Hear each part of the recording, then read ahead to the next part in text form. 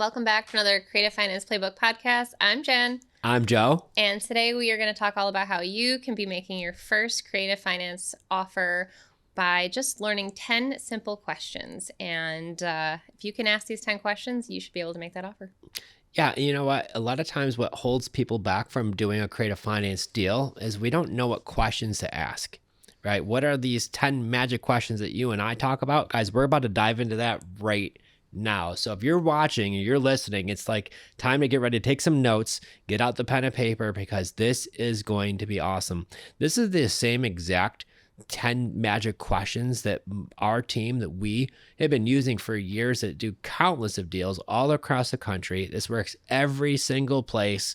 So get ready. This is going to be awesome. So the 10 questions really were what we've found was that these are the easiest questions to ask somebody. They're not overly complicated. I know as us as humans, we like to make things complicated and, well, what if all these things? So not only am I going to give you the questions, I'm going to kind of how to handle some of these objections that happen too.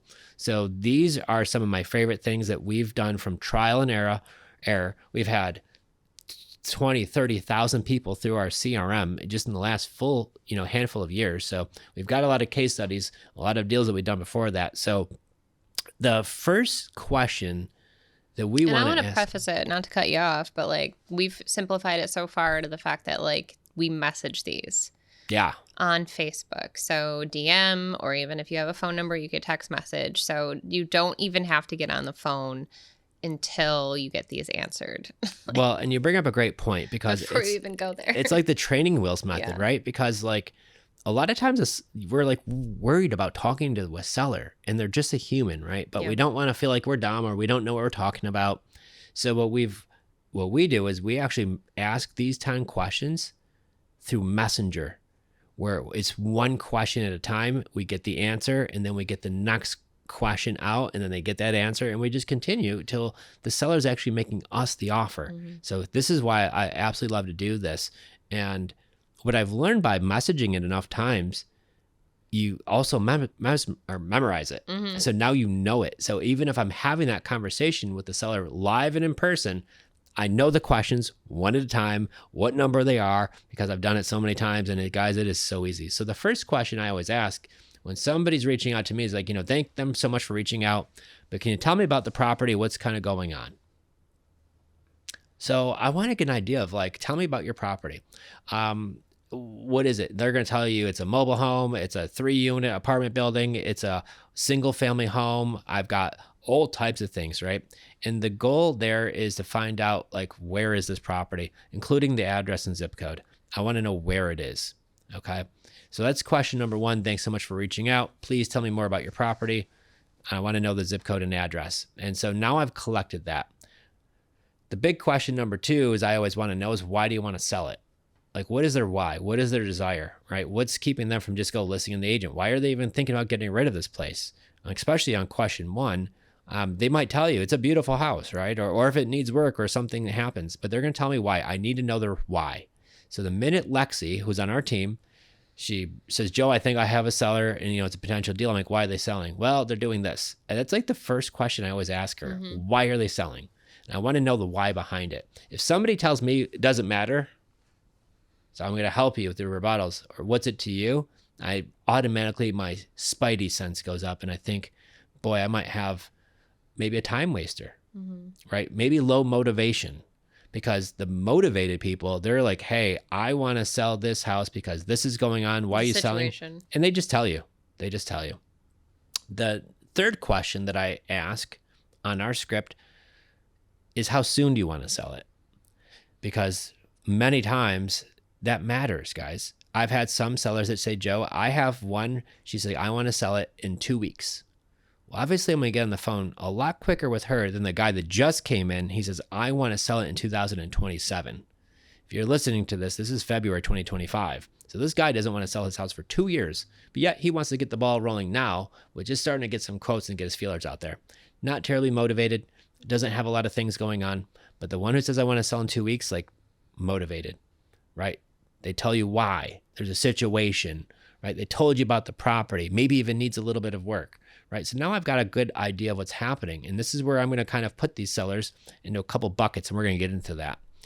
So the next question I always want to know is, we want to make sure, obviously, we have their phone number, right? I always want to make sure we have that. But the next question I always ask, we ask in a very particular way, is, does the house need any work before a family with young kids can move in? Because how many times where we find somebody, they'll tell us, no, the house is fine, doesn't need any work. And then you get there and it does, right? And so when you phrase it as with young kids can move into it, well, you might need to fix the stairs and the deck is all, the boards are all falling through, and you'll tend to get a little bit more information. Oh, there's a leak in the ceiling. Now it's all black and moldy. And like, we hear the craziest things on these calls, right? So does it need any work before a family with young kids can move into it? So I got those first 4 questions, and I really have an idea of what's going on. To me, the first 4 questions are the most important 4. This is going to kind of guide the rest of the questions. I'm going to keep the rest of the questions the same, the next 6, but these are the big ones that I really want to know, right? And then when I start getting into the next one, well, when we buy the property, we want to pay off all the debts on the property. Are there any amounts owed to contractors or anything like that? Many times people say they have a solar loan, or I just put in new hurricane windows because we're in Florida, and they have a $20,000 loan against the house, or they put on a new roof and they're making payments. So I want to find out, is there any amounts owed on that, right? I want to find out, are the taxes current or are they behind? That's the next question, right? I ask them, how much do you owe on the mortgage? And because of the questions that we ask, 9 out of 10 times, they just give us the answer. Sometimes, if they're a highly motivated seller, they'll actually give us some of these answers all in the first 1 or 2. I want $200 for my house. I owe the bank this. I'm moving because of that. I can't do this. I need to sell it right away. And you're like, whoa. They might answer on that very first question. The more motivated people, they might answer question 2, 3, 4, and 7 so quickly, right? Unmotivated people, what I found, it's like dragging a ball and chain down each question, and it just feels like you're dragging it. It's not going anywhere, and it's more of a fight than what it's worth. So I only want to make sure that I'm working with motivated sellers. Unmotivated people, I'm going to disqualify them quickly, right? So then after I find out, does it need any work? Family with young kids can move in. Are the taxes current? How much is owed on the mortgage? Now we're getting to my favorite stuff, is what do you need for the property? Right? And they're going to give me the number of what they need for it. Sometimes they're going to say, get me a quote. Or what is your number? How many times do we get? What's your offer? We haven't even seen the house yet. I barely got the address. I'm supposed to just shoot you an offer. So I always just let them know that, I'd like to at least get a rough idea of what you want for the property. And then they're going to give me a number. If they don't tell me a number, guys, I am no longer interested in talking to them. I'm just telling you, for me, if you want me to give you some offer on a house sight unseen, you're never going to do business with them. It's going to be so extremely difficult and hard. And I just feel like anybody if there's a situation going on where like, well, I don't really know what it's worth. Maybe you could give me a better idea. But everybody's got access to Zillow now. Everybody knows what Zillow is. They know the Zestimate. They know all this stuff already.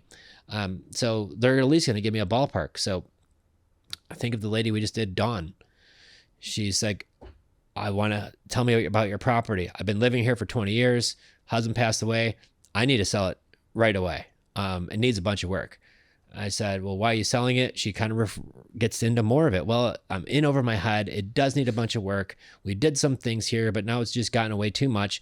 I just want to get this thing gone. Well, how soon do you want to sell it? She's like, I need this sold in 2 weeks. Does it need any work before a family with young kids can move in? Yes, it's going to need this, and that.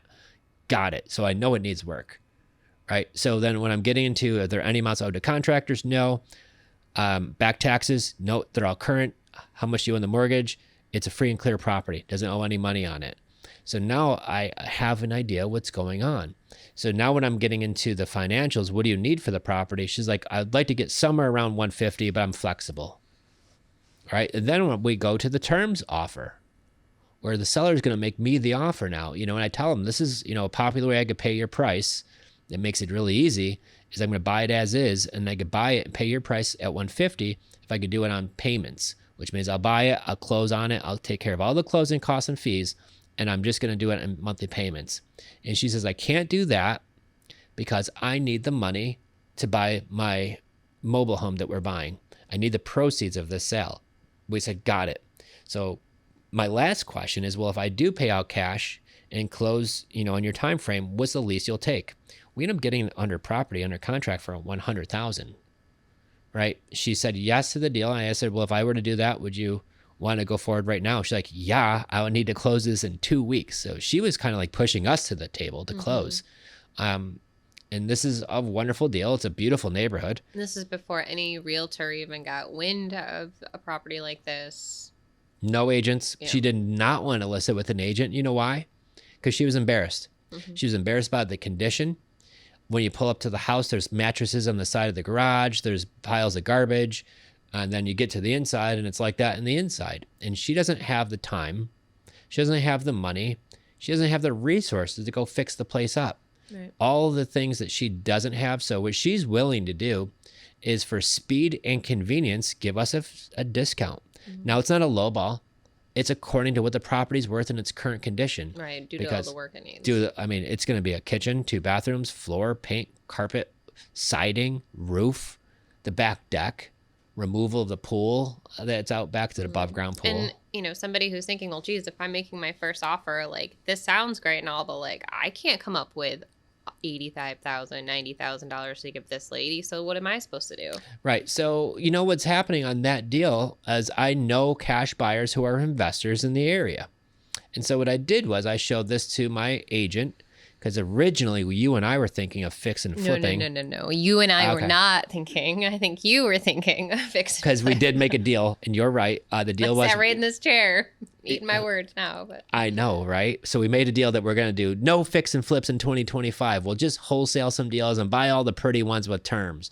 But we're finding we've got some fix and flips. We're finishing right now. But I think it's something where new investors might think, well, like, because I was, at first I was very confused too, like how a wholesale deal worked. So I was like, well, what if you don't have 80,000, 90,000 to come to table, or even 50,000? Yeah. For a wholesale deal. Well, when I did my first, I had 2 nickels. That was about it. So no, I totally get it. But you find somebody who does have the money that can put it into it. And you put it just right. Once you have a really, really, really good deal, finding the money will never be the problem. Yeah. There's always people wanting to invest or buy or do whatever to get involved on a really, really good deal. The challenge is finding the really, really good deals, understanding what makes it that. I don't want to confuse people either. I know the deal we were just talking about, it ended up being a cash deal, but ideally they'll be able to take terms in a perfect scenario for creative, and sometimes that does work too, even for fix and flips and beautiful turnkey houses.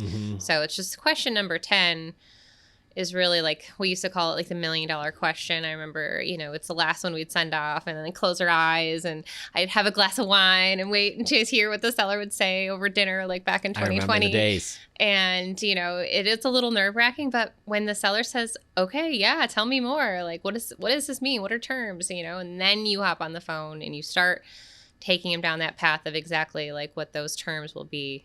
But this is the first step. The first step is the 10 questions, communicating clearly, like the exact, and you need these answers. And so if they're, like you said, fighting you on any single one of them, don't spend too much time wasting. Oh yeah. I will tell you the one thing that I work on quickly, because if I generate 10 leads in a day, off-market leads, especially if I'm doing this in Facebook groups where sellers reach out to me.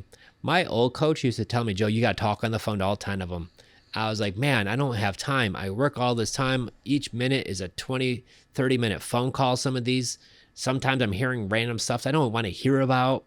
And, if I got 10 leads, like, I don't have, like, all these hours to be able to do this. So what I found was when they come in, I could just do a couple of quick messages. That's easy peasy. And if I get 10 leads, 8 of them might weed themselves out. No, I can't do terms, or no, my house is this, or they don't want to give you the answers. But then the 1 or 2, they're like, yes, I would do this. There's a deal here. And that's who I'm calling. That's where I'm picking up the phone now, and I am having that conversation. So I think of Jose, who just reached out to us yesterday morning. Jose wants to sell his 3-unit apartment in Rochester, New York. We asked him, why do you want to sell it? I'm getting up there in age. I don't want to be a landlord anymore. The property does need some work, but it's fully rented and it cash flows. How soon do you want to sell? He's like, I will do a deal today. I know. I was like, oh, goody. does it need any work before a family with young kids can move in? He's like, I have families here with young kids, but the city didn't pass it for the C of O. It does need some work. He gave us a small list of things it needs to do. We're going to confirm when we send our contractors through. But when we asked what he owed on the mortgage, it wasn't much. It was like $20,000 or $30,000. It's a small balance. And we asked, well, what would you need for the property? He said, I'll take $135,000. We hit him with the $1 million question, question 10. Like, if I pay your price and I cover all the closing costs, would you be open to me doing it on terms? It's super easy. You don't have to lift a finger. And he's like, yeah, I would do that. So we get on the phone because it's a motivated seller. Mm-hmm. We have the conversation. We explain that we'll buy it. We're going to close on it, but the loan will stay in your name, but we're going to take ownership, and then we'll be the ones responsible for the closing costs and the fees to close on it. So you don't have to come to closing table with nothing besides a pen. And then we're going to take over your payment every month of $700 a month, although it rents for $2,300. It's already rented, so that's great. But then we're going to have to put some money into the property, which will also increase the value of it. And he said, that's fine. Not a problem at all. So when we said, well, if we pay your price, we typically buy with no money down. Okay. He's like, that's fine. No money down. Cash flowing property in the hottest market in the country right now, which is Rochester, New York. So it's a 3-unit, and this works on single family. If you're listening, it works on multifamily. But if you're afraid I need big down payments and things like that, you don't need it. If you need access to money, find good deals and the money will find you. Mm-hmm. So get really good at finding sellers that are motivated.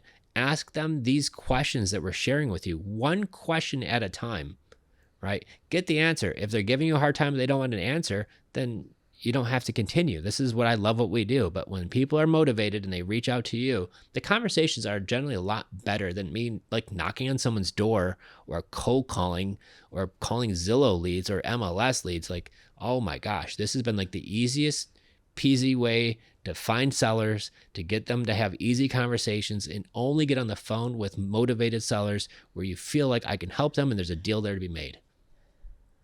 It's the way to do it. And keep it simple. I feel like people get in their heads, like you said, there's no reason to. Just stick to the 10 questions. We call it a script. It's really just 10 questions once at a time. Well, and that's the thing too. So like we find a lot of these objections. Some of the biggest objections that I feel like we face are our own limiting belief. It's not even with the seller. I've had some of the conversations with the seller. Lexi on our team, she's like, I can't believe how easy that was. Mm-hmm. I'm like, well, that's what happens when you deal with a motivated seller. So when you're dealing with unmotivated people, my gosh, it feels like putting toothpaste back in the tube, and that comes to be hard. So it doesn't have to be that. Who even tries to do that? I don't know. You ever spill a little extra, try to get back in there? It doesn't work, right? It's a challenge. And this is the part about what it is. It shouldn't be hard. And when you work with the right people, it becomes a lot easier.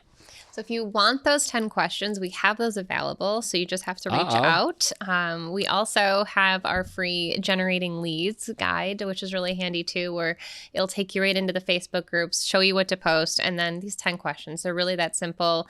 And all you have to do is post and ask. It's that simple. Yeah.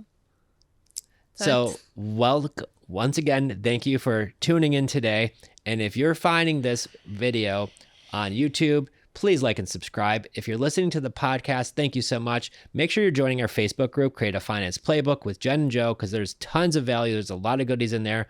And then guys, if you want these 10 magic questions, go to creativefinanceplaybook.com, get your copy and start putting it to work and start talking to motivated sellers who you can help, because there's these people out there and they actually need your help. So until next time, get that free script and then go to work. Take some action, guys. Thank you so much.